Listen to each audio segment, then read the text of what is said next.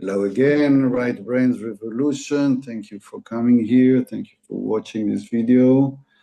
Today we return to the first course, Transformation of Anxiety, to the second chapter, which will deal with the place of logic in dealing with anxiety, actually the place where we need to stop using logic when we are anxious. So it will speak for itself. So let's watch together the video, and then I will say a few words, and then we have a discussion. Okay, let's see where it is. There you are. Okay. Transformation of anxiety, or anxiety transformation. This is chapter 2. Thank you for continuing here with me. My experience shows, or has shown so many times, that if you continue, if you persist, not only with my programs, but I know that this is how it works here. Continuing, there are no immediate results.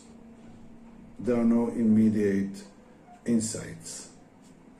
Sometimes even it gets a bit harder at the beginning of such process, of transformational process.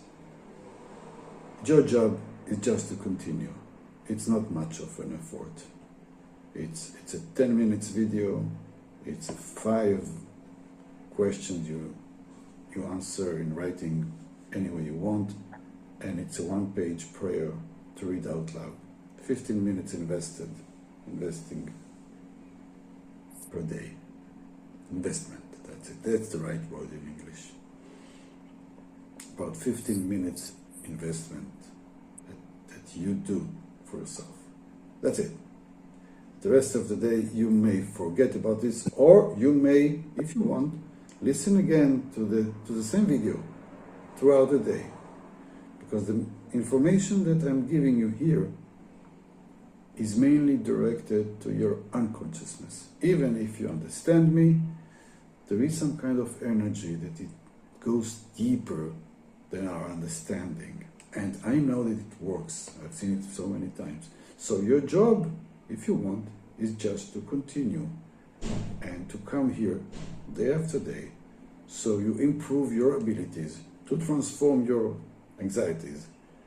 And I'm saying improve your ability because I know that we all possess natural tool to transform our problems. Doesn't mean that they will disappear totally, but it means that our coping ability will improve, our creativity and flexibility regarding these problems will improve. And here we focus on doing this around anxieties. Okay, so again, thank you for staying here. And now let's go to chapter 2, which is the second out of 12 chapters, 12 rules of how we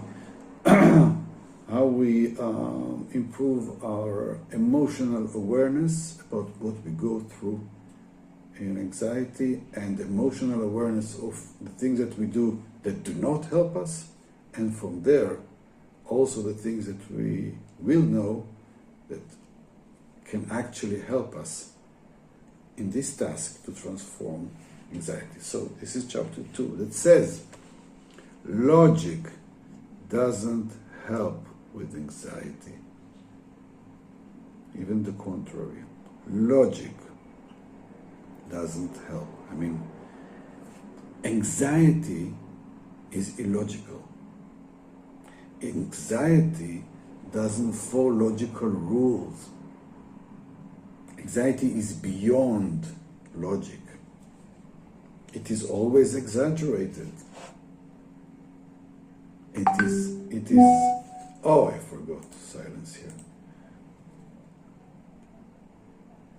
It is emotional event within us that does not follow our logic. It bypasses it. It has its own innate, specific language and it also has some reason for its existence. Anxiety comes for a reason, and we will discuss it further later. And this reason, the need that is presented through anxiety, is not related to logic. So you cannot just say to someone, hey, it's okay, do not be afraid of this. It's nothing, there's no need to be anxious about this. It's nothing, you exaggerated. I can explain, I can show you that you are wrong. Well, you know, it's very tempting to try to help someone relax or reassure someone who is anxious by saying, no, you're just anxious, you don't really understand, you don't see the full picture. Let me explain, let me give you some logical claims that may reduce your anxiety. Well, it doesn't work. And it will not lead us to transformation. Because anxiety is not about information.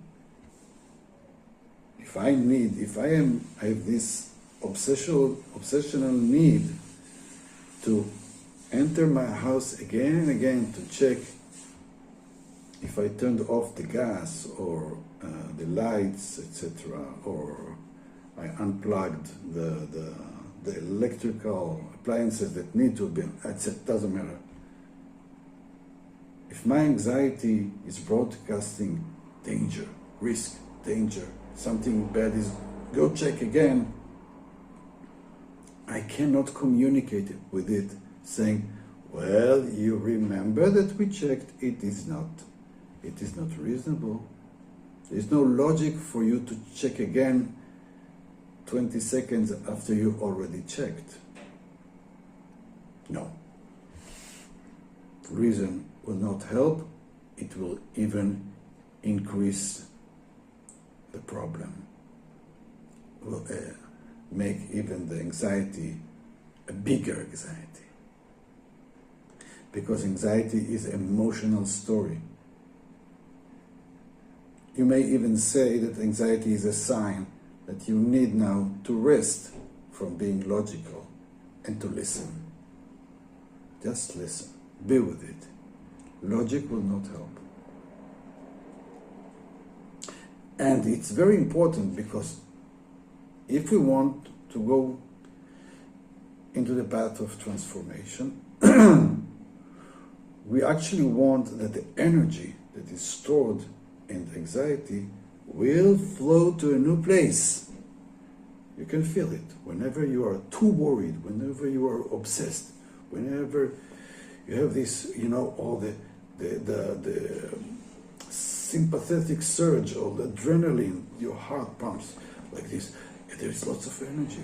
This energy was meant to help us run or fight. We have energy inside us. Yet we do nothing with it. This is why we suffer from our anxieties. So we want to assist this energy to flow to a new place where it will function for us, not against us. But if we put some logical words trying to explain ourselves that our anxiety is illogical, we prevent this energy from flowing. It is as if we are not listening to the true story that is coming with anxiety. We are trying to hush the story with logic, with explanations, but no. The real story of anxiety, as we will discuss later, is pain that we cannot express properly. And it is expressed through anxiety. It is a kind of a cry from within us. It doesn't have any other way to manifest but through anxiety. So when we try to put it in order and say it's not logical, this need of you to check again, to call again to your daughter to see that she is okay, If I'm telling this to myself, to my friend, that it is not logic, I do not help them. And it is important to know this, because this is one of the ways we fail ourselves, because we are used and we are taught and we are trained to use our brain, to use our logic to deal with stuff. This is what we were taught from kindergarten to school, university. Think and make logical explanation. Well, it doesn't work here. And we need to change this habit from explaining, from trying to put in order, to more be listening. And we begin to listen when we say stop to the logical explanation. And you will see that stopping the logical explanation is not easy. It's like we're conditioned to do this talk inside, to do this conversation, this inner dispute. Well, it's not logic. What's going on? What's wrong with you? Why do you insist to do it again and again? What are you so obsessed? Why are you so afraid of this cockroach? Have you ever changed your anxiety thanks to some logical explanation? Usually no. Because the anxiety speaks in a different language. And we want to learn this language. And we don't want to impose our language that doesn't work there. It's hard, but it's doable. So next time you face your anxiety, try not to talk to her through reason, but just to listen. It is harder, but it takes us closer to our ability, to our natural ability to transform our anxiety. Not to put logic here as much as we can, and just to try to listen without words.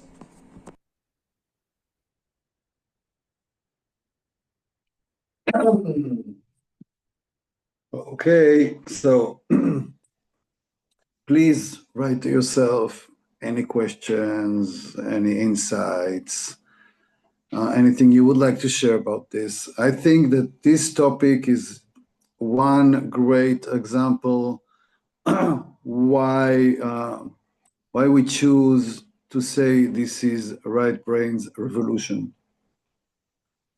This is a very, very good example, because there are times in which our relatively well-developed left brain that created already the artificial intelligence and ChatGPT, technology, lots of interesting stuff, all this sophisticated advancement.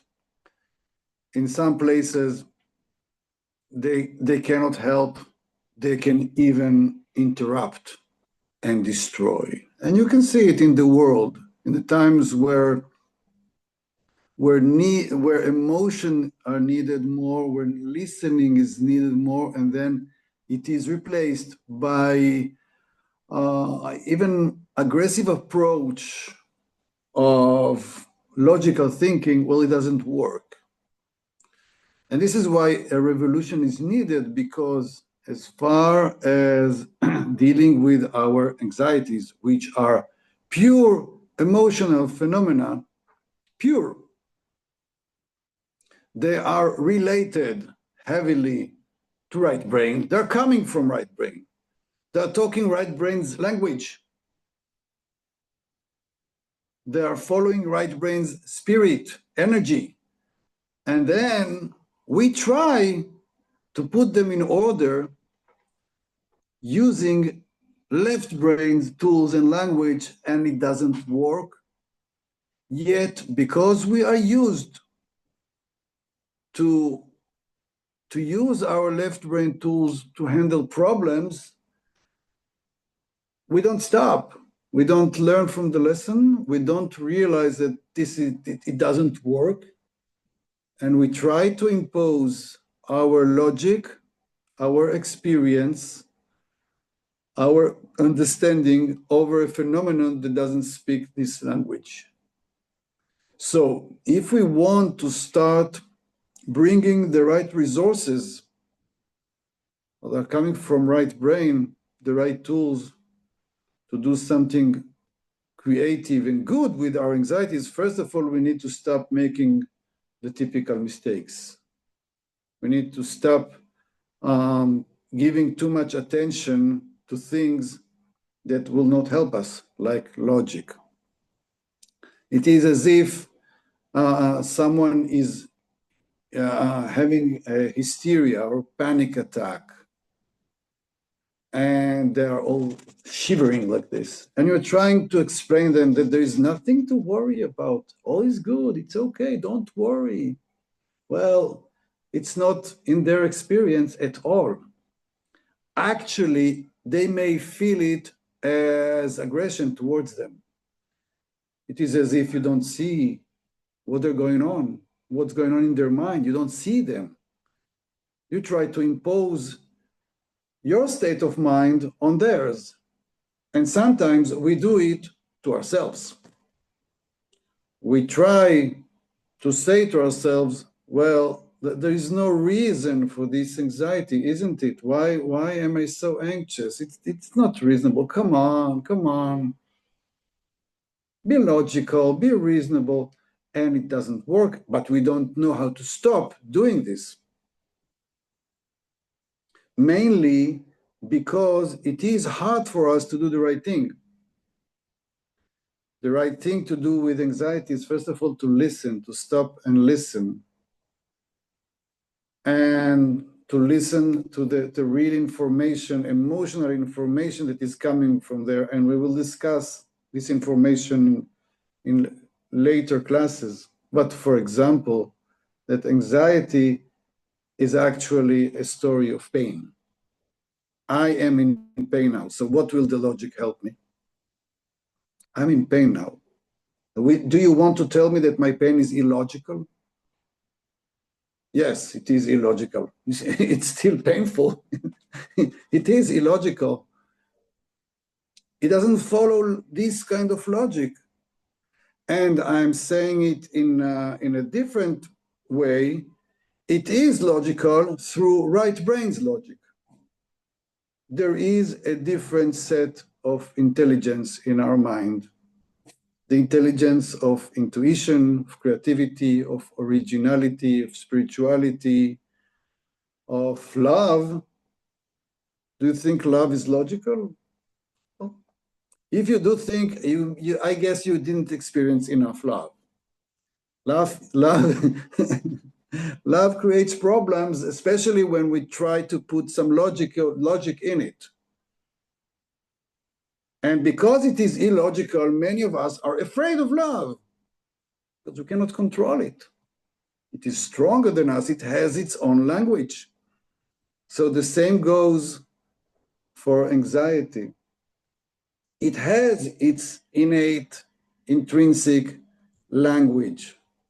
I would say it is the language of the child within us who is in a state of stress now. And this child doesn't have all the words to explain. He's a child, but he's feeling restless or in pain and find it hard to explain the suffering, so creates a kind of a cry, kind of shouting, restlessness, even state of panic, out of things that may not sound so dangerous. It is illogical. If we want to help this child, first of all, we need to join his story, her story, to join them, to be with them in their place. And even if it happens to your friend, to your mate, to your partner, to your family member, whenever they're anxious, first of all, they need your hand, they need your presence. Their anxiety will subside in about 5 to 6 minutes. But if we try to argue with the anxiety, it will stay for longer. And I know that it doesn't make sense. Well, it never made sense. And sometimes people are fighting each other fighting each other because one is coming with emotional expression, sometimes intense emotional information or message that has some anxiety within it. And the other one is trying to put everything in logic, in order, and they try to communicate. Well, it is not a pleasant communication, and it can go on to a fight. The emotional wants emotional conversation, the logical wants logical conversation. They cannot find each other. So whenever we face anxiety, and when I'm saying anxiety, I'm not just talking about the pathological sense of anxiety. I'm talking about everyday experiences like worries, stress, pressure, some obsessions that we have, some rituals that we think that we must do before we do something else. We all have these little things, our little anxieties. And all these anxieties are kind of inner messages, inner invitations to listen to ourselves better than we used to do, not to try to fix it with logic. So if I'm stressed about an event that is going to take place, it will not really help me to think, well, there's nothing to worry about. It is not logical to worry about this. Well, it won't work. It is not a proper language. You will continue worrying despite all the logical information. And even a friend will tell you, don't worry, it's okay. You still worry. Because the worry is not a request for affirmation or for information or for update. Worry or stress or pressure is an expression of pain. And pain is a request for attention, for support, for someone who will contain me, who will let me go through this negative wave, negative times until I feel better. I just need this support. I need the understanding that I'm going through some temporary crisis. And it is very tempting to the other side, or even to ourselves, to try to respond quickly with logic.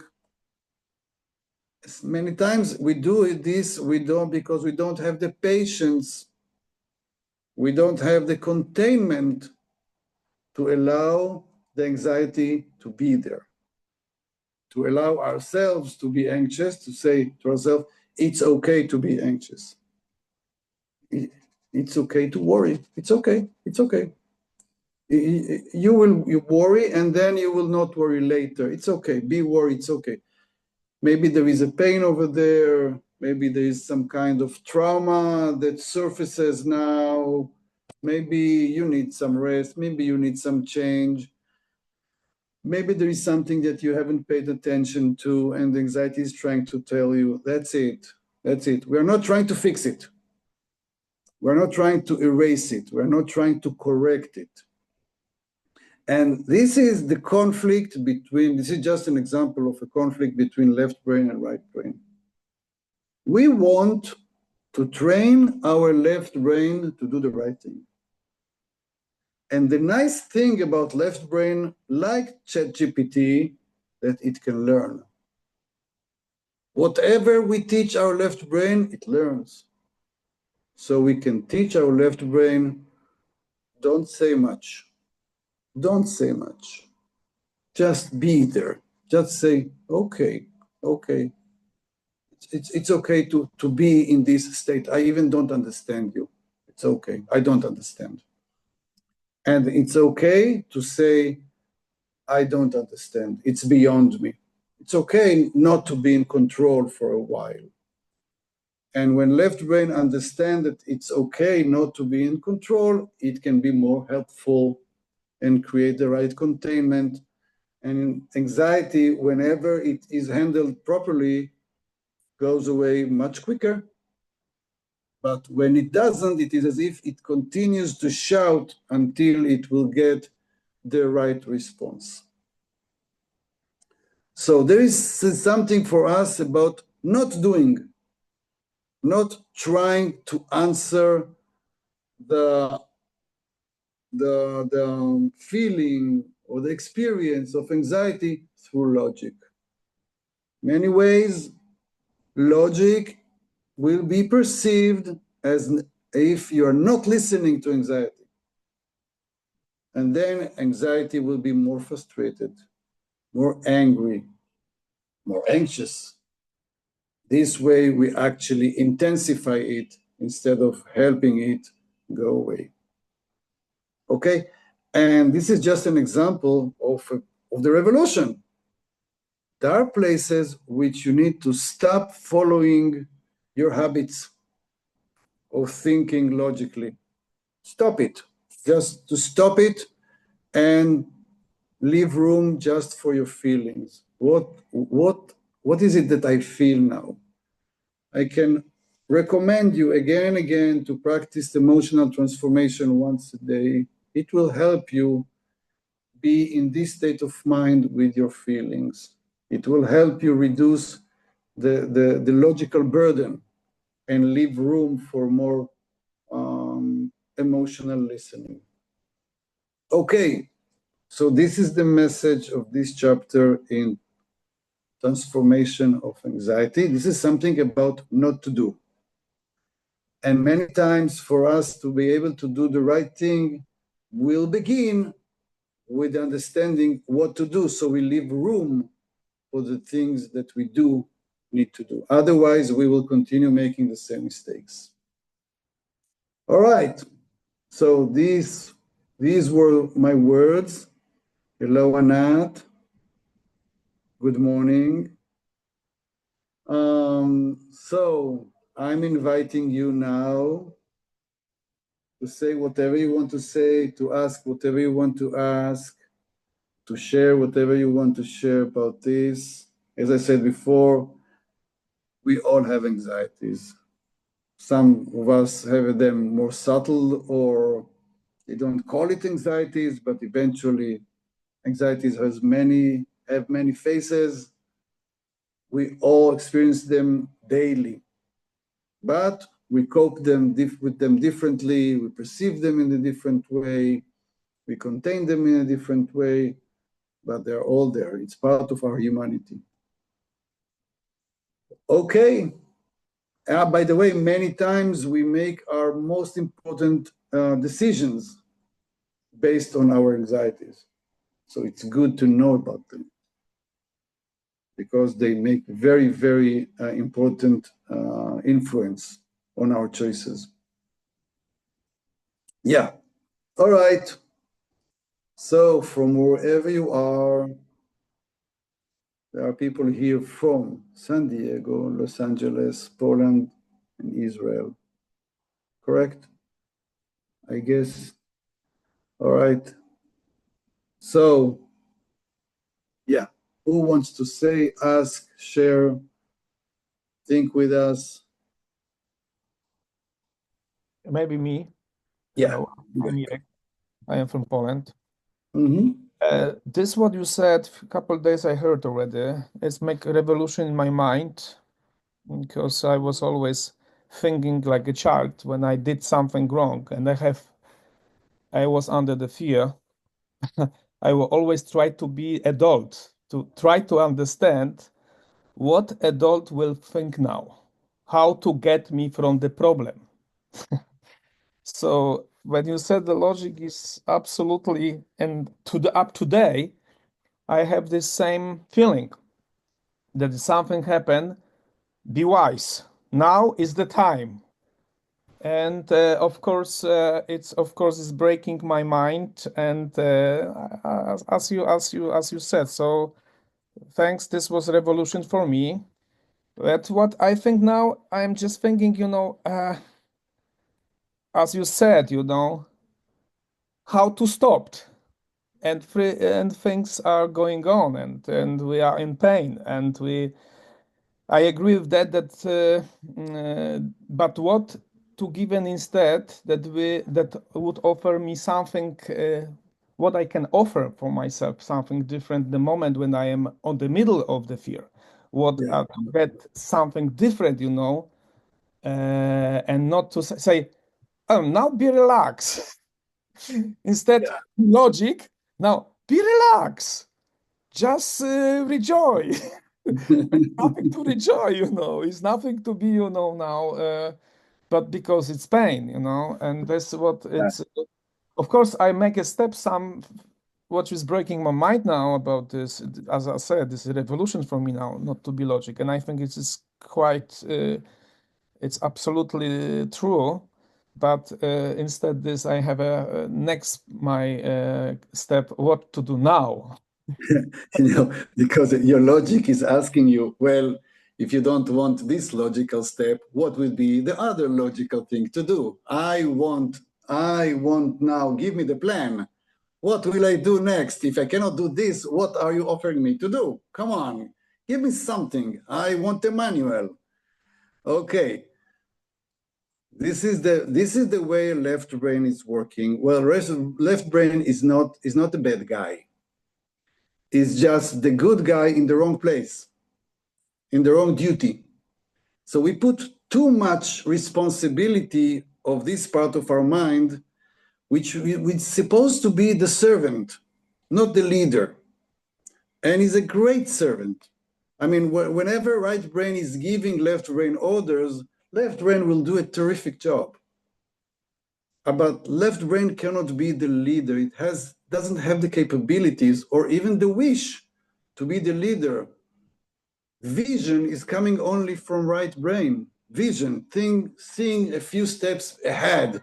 You need some extra mind for this. You cannot be, because left brain can only see backwards, can only see precedents, whatever worked in the past, but it cannot see forward.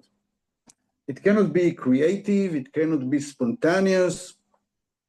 So our major mistake as a culture is giving this part of our mind a job not fit to its abilities.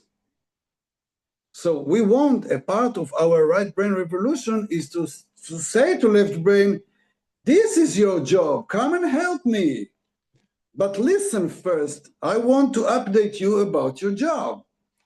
For example, if I have a passion to create something, this is coming from my right brain, the passion. Okay, the new idea, the brilliant idea. I'm going to need left brain to give me the resources to tell me, all right, so you want to build this building, fantastic. Now let me tell you what you're going to need to build this building today or these days. These are the resources that we have. I can plan something to fulfill your dreams, but the dreams begin in right brain. So now your left brain say, well, you're telling me not to interfere this way, not to ask myself to relax. So what are you asking me to do? So before I'm giving your left brain new ideas, I repeat what you said. You left Eric, the child, behind. You didn't let this child be present. You ask yourself again and again, what is the mature way to respond? What am I supposed to do as mature, as a responsible man? What am I supposed to do? So this way, you told the child within you, you are not involved here. I cannot listen to you. I cannot trust you. I need to mature. So your job now is to return to the child within you and start communicating with it and asking him, what do you want? You want to tell me something? I'm listening to you. It's okay. Do not rush to be mature now. We don't need to be mature. Those of you who are aware, I mean, had children when they were babies. So when they were crying in the middle of the night, let's say they're not hungry, okay, they were well fed, but still crying. They need us just to hold them. We cannot communicate with them. We cannot tell them relax. Well, we have our, our methods to help them shut up. We put something in their mouth, I don't know which, because we want to go back to sleep, right? But they're crying, they're saying something that our only response can be love, just love and warmth and attention and closeness. Sometimes this child doesn't get this love and warmth and closeness that he needs, then he continues crying in our mind as adults through anxiety. So my advice to you is to take something to write, to take a paper, not now, later, whenever it happens, and start communicate with directed to the child. Hello, Rick, I'm listening to you. What do you want to tell me? I'm here, just talk to me. And try to start listening. This is the new job of your left brain. We are going to inquire, to go to investigation. What is really going on in my mind? I'm not trying to relax. I'm trying to listen to the story. Something inside me is crying. Something inside me is in stress. Something inside me doesn't feel well. I want to listen. This will be a whole new experience for you. Okay? So to see anxiety as a message, as a calling, you have a calling from the inside. Hello, hello, listen to me. I'm trying to talk to you. And you tell him, no, I don't like this calling. It disturbs me. I need to do some work here. It's not responsible, but he's calling you. So try to listen and see what are the new things that you can learn from hearing or listening to this voice. Okay? And believe me, the better you listen, the more you understand the information that is coming from within. And the child that you have neglected when you were, let's say, 5, 6, 8, 10, is still there. And is asking you, give me back what you have taken from me. You took my childhood. You didn't let me be a child. You told me, mature, come on, mature. No, I wasn't ready for this. So now it's time to compensate. Okay? This is the new job for your left brain. Yeah, thank you. Thank you. That's exactly what happened to me. Because my generation has to deal with the childhood so quick. So I was the one of the examples. So maybe I need to time, this is the time now to come back. Yeah. And your anxiety is your chance, your opportunity to fix this. So instead of seeing anxiety as a disturbance, we can see anxiety as an opportunity, as a calling for new attention to something that we have lost back then. And now we have an opportunity to go back and regain it. Okay, Tara. Yes, I would love to just quickly share something I experienced today. So I did my morning practice, look in the mirror, how are you? And I had a long list of worries, everything from an infection in my finger to the war and my children and big and small. And it was the hardest thing was to fight the desire to fix it, not to feel it, just to be with it.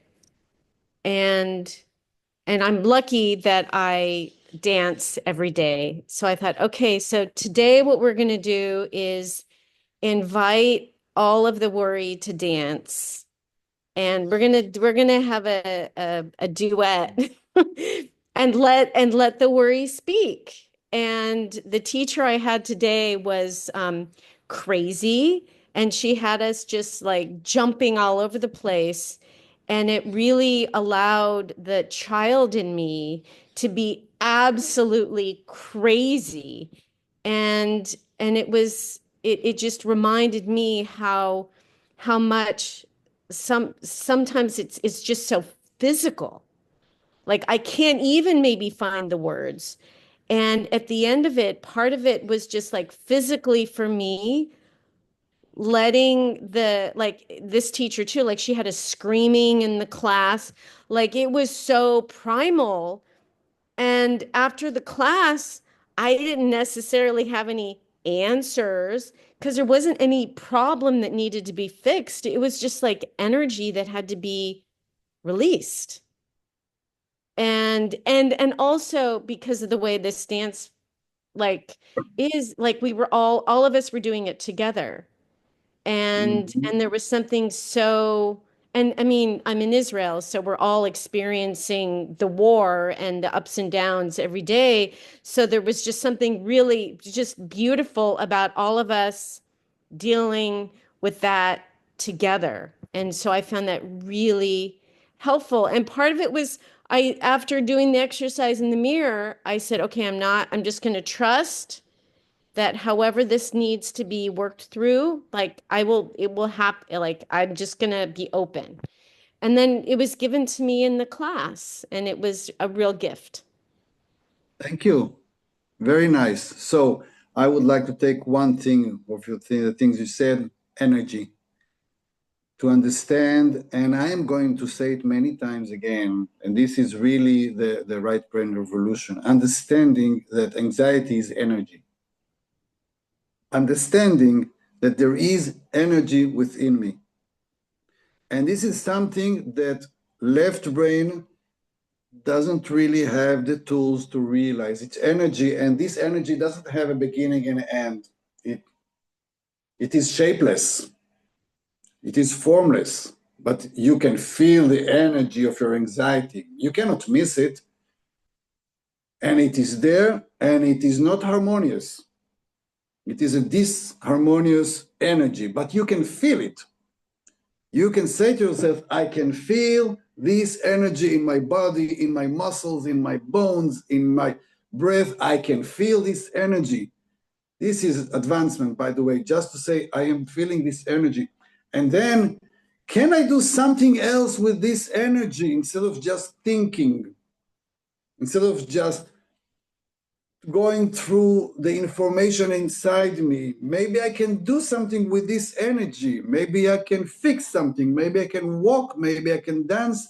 Maybe I can shoot to the basket. I have energy. And this is something that right brain knows better, because right brain doesn't need to put the energy in a box. Right brain works with the energy. Just works with the energy, with using intuition and creativity and spontaneity and playfulness and rebellion. Let's do something with the energy. Many times it means that you need to stop doing what you're just doing right now, the ordinary stuff, the normal stuff, because the energy is not in alignment with what you're doing now. Otherwise, you wouldn't be anxious. And he says, well, you need to do something else. Sometimes practicing emotional transformation helps you finding the rights in which to use this energy. I do it every day, and many times it saves me from places of anxiety that sometimes I don't even understand the reasons. But the emotional transformation channels the energy into some action, and I don't feel as anxious as I was before. Otherwise, it can stay with me for hours. All right. Thank you, Tara. So this is energy. Depression is also energy, but in a different way. Heavy energy doesn't let us breathe. Okay? Anxiety is a warmer, a more active energy that is calling for some activity, like dancing, for example. All right. Thank you. Yes, Anat, please. Hi, it's good to be here. I live in Los Angeles. My daughter lives in New York. I don't get to see her that much, but I promised myself I'll see her at least every 3 months. We talk on the phone almost every day. But when we meet, it just, I'm there for her just from love. And I know, Pinky, you teach self-love. I just want to say that love is not overrated.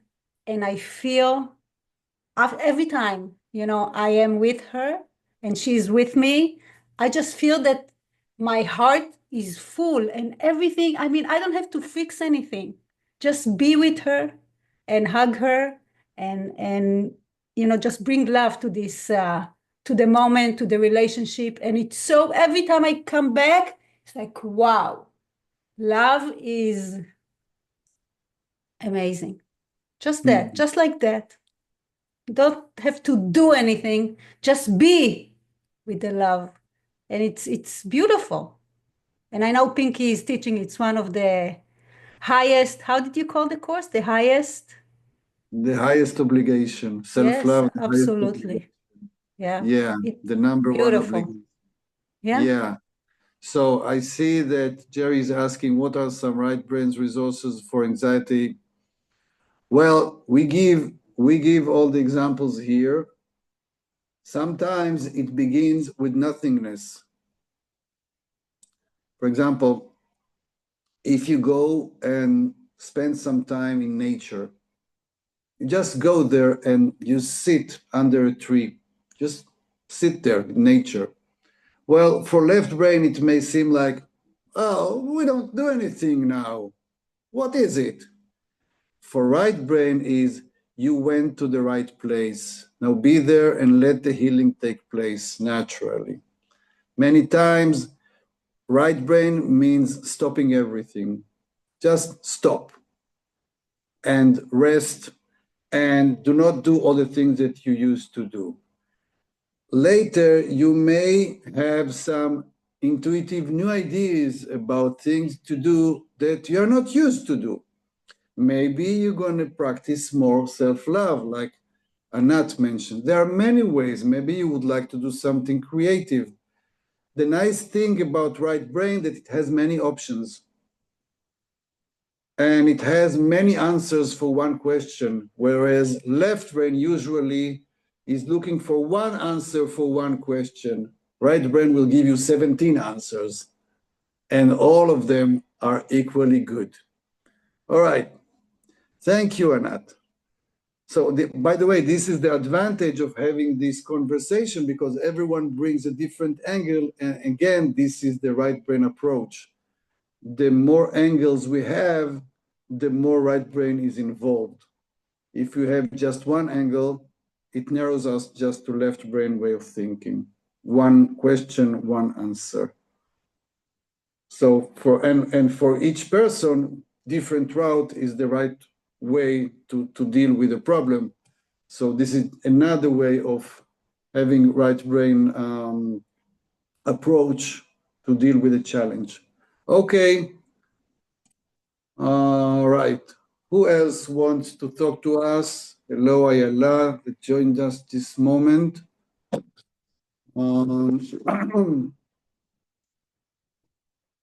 Yeah.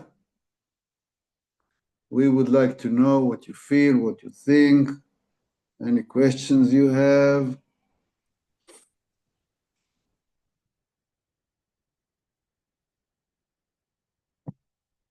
Something from your own experience. Can I say Yes. something? Yes, Basia. This I'm is the way to Basia. say your name, Basia? Yes, Basia from Poland, Basia. Basia. which Okay. is short for Barbara here in Poland. Barbara? Yes, it's Barbara in Poland. All right. Okay. But short version. Yes, yes. So I was about to ask the question, how do you cope with this anxiety? Because you said that this anxiety is like pain not expressed, and just listen and don't say, don't let this logical part influence, yes? But in a way, people were answering it already, because so far the answer was that it's like an energy, yes? This anxiety is like an energy and you need to direct it in the right way, yes? So Yeah. basically this is the answer, yes? No, this is just part of many answers. Okay. Okay. We have 36 lessons in transformation of anxiety. This is just a second. And this is Okay. right brain mode of action. It has many answers, many tools, and we just gather them one after the other. You remember we had a lesson of lowering self-criticism. This is just another route. Kingdom of your creativity can help you. Your intuition can help you. Your spontaneity can help you. Listening to the child within you can help you. Doing nothing can help you. There are many ways. Understanding that this is energy and do something with its energy will help you. Practicing emotional transformation will help you. But you need, for all this help to come, to stop making the usual mistakes. Because these mistakes mask you from the ability to go to the right place. The right place involves getting in touch with the pain that is coming with anxiety. And when you are trying to be too logical too early, you are masking the pain. And if you're masking the pain, you can do nothing, it will stay. So first of all, if you say, I'm doing nothing, I just stop and I go to bed, I want to lie down, I'm going to take some breaths. That's nice. You stop thinking too much. You're not trying to be okay. You're not trying to be mature. I'm going to stop now. Maybe I want to cry now. Fantastic. Maybe I want to draw now, but it says you need to change what you're doing right now. You cannot continue walking the same path. You need to do something else. And the logic will try to put you in the same place. So you'll be okay, so you'll be normal. So you'll be accepted by others, so you won't interfere with their normality. But anxiety is a calling from inside saying something is wrong here. Listen to me. Don't be logical. Listen to me. Okay? And the more we move in this course, we're going to learn about other messages that are coming from anxiety. So we'll have new options of understanding what's really going on. Okay? Can I ask another question? Because, well, depends on how we define anxiety. Because I thought that anxiety also is like a sensation in your body. Yes, that I've experienced like kind of tension in my back. Would you call it also anxiety? Yes, of course. This is what I thought. And for years, I was thinking that it's related to hormonal imbalance, you know, because with age, you know, we've got different hormones stop working or whatever. And no, it's not just age. They're talking about hormones with women in general from very early age. Well, this is a great excuse. This is a great way not to do some emotional work, to say, well, you're just hormonal. That's it. You're a woman, you have hormones, blah, blah, blah. Well, men also have hormones, by the way. We also have some hormones that make us crazy. I am Don't agree. worry. Yeah. All right. So hormones may be a part of the story, but no more than a part. You have emotional system related to your past, to your traumas, to your family. And if you have tension in your body, it is most probably a kind of anxiety. Your body is manifesting your anxiety. If there is heartbeat, it's hard to breathe, you're not feeling smooth and okay with your body, you are in anxiety. And for some people, the anxiety is more physical than mental. Okay? You don't know why, but your heart is beating now. So if you take a close look, you understand why the situation is making you this. But it will come from your body for some people. For others, it will come more emotional. All right? Yeah, anxiety is much more prevalent than we know. Much more. And it has influence on so many things in our lives. In the place we are stuck, in the place where we fight with our loved ones. Usually fights are anxiety against anxiety. All right? And no one understands the other one because it's not logical. and we continue fighting. And until someone say, well, let's stop. It's illogical here. We cannot communicate. At least let's stop it. Start listening. Okay? We are trying to express pain and we don't do it the right way. So let's stop talking and start listening or start touching. Okay? All right. Thank you. My pleasure. Who else wants to say something before we end? Yes, Pinky. All right, David. Well, you mentioned anxiety and love that doesn't make sense. And the word, all your description is leading me to add another feeling, which is fear, to the conversation. This is one thing that I want to say, and I want another question, if it's possible, Dr. Pinky. You talk about right brain and left brain. Are they connected to our autonomic nervous system? Because you mentioned the flight and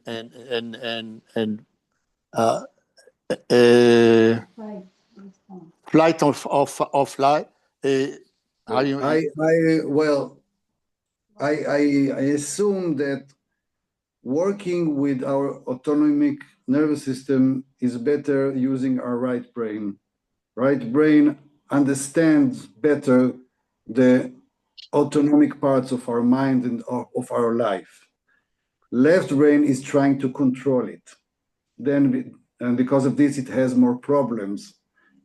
And then it creates some artificial ways to control it, like pills, medications, etc. Right brain is trying to listen to understand why the autonomic system is working now. Okay, try to communicate with this. About fear versus anxiety. It requires a whole different lesson for this. I would just say that fear is something that we can negotiate with. For example, I understand why I am afraid to cross the street when cars are passing. I can talk to this fear, okay? Over there, reason works. It is reasonable not to cross the street. You understand it. And when you don't cross the street, you are not afraid. This is not anxiety, okay? And we need fear to survive. We need fear to understand reality, what to do, what not to do, what is dangerous. Anxiety looks like fear, but it's not. It's not reasonable. And this is why we need different agenda to deal with anxiety. But you feel afraid, but this is not the same as regular fear about things that we can all agree that are really dangerous. Okay, we're going to stop here. Sorry, David, next time try to be among the first. Okay. Okay. Any other questions, please write in the group. I will stop here.